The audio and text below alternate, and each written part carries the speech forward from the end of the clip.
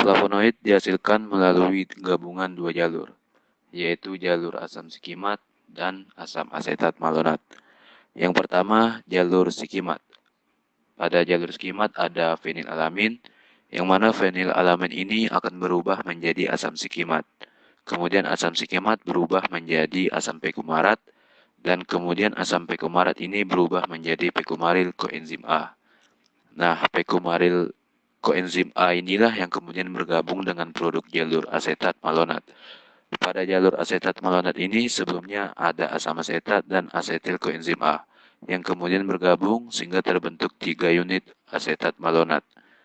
Nah, 3 unit asetat malonat inilah yang kemudian bergabung dengan pekumaril koenzim A, hasil dari jalur sikimat.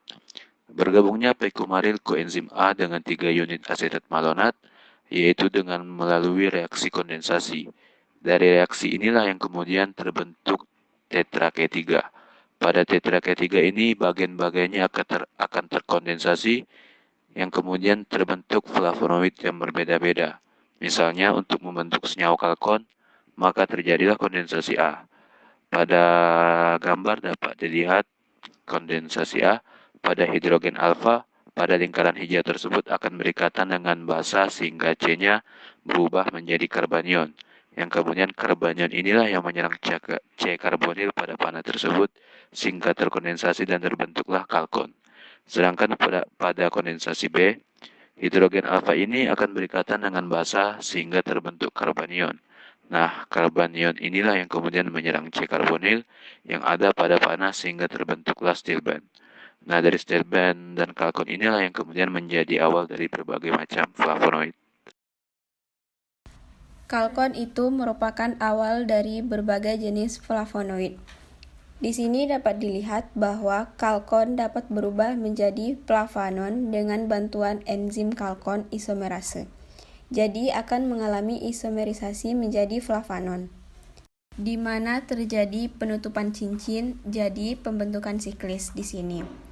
Flavanon berarti dia adalah suatu keton, di mana gugus ketonnya yaitu di sini. Kalkon juga adalah gugus keton. Jadi perbedaan kalkon dengan flavanon, pada kalkon itu ikatan rangkapnya berada di sini. Dia cincinnya terbuka pada bagian C-nya. Nah, ketika menjadi flavanon, terjadi penutupan cincin, sehingga C-nya itu bergabung atau ikatan rangkapnya masuk pada cincinnya, sehingga membentuk cincin.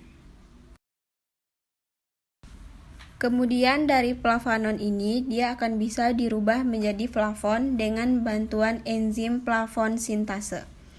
Perbedaan flavon dengan flavanon, pada flavon terdapat ikatan rangkap sedangkan di flavanon tidak ada ikatan rangkapnya.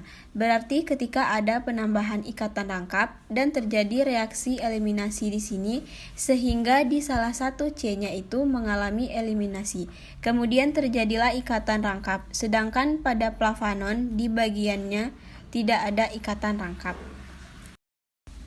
Selain menjadi flavon, flavanon juga berubah menjadi bentuk alkoholnya yaitu flavonol. Bedanya flavon dengan flavonon itu pada flavon posisi C3-nya tidak ada gugus hidroksil, sedangkan pada flavonol pada C-nya terdapat gugus hidroksil. Flavanon selain dapat berubah menjadi flavon dan flavonol juga dapat berubah menjadi dihidroflavonol atau bentuk alkohol dari flavanon. Jika diperhatikan, struktur dari hidroflavanol itu sama dengan struktur dari flavanon, tapi perbedaannya pada dihidroflavanol terdapat gugus hidroksilnya pada C3. Pada flavanon tidak ada ikatan rangkap antara C2 dan C3, sedangkan pada flavon ada ikatan rangkap pada C2 dan C3. Dan pada dihidroflavanol, sama seperti flavanon, tidak memiliki ikatan rangkap pada C2 dan C3, tapi digantikan dengan gugus hidroksil.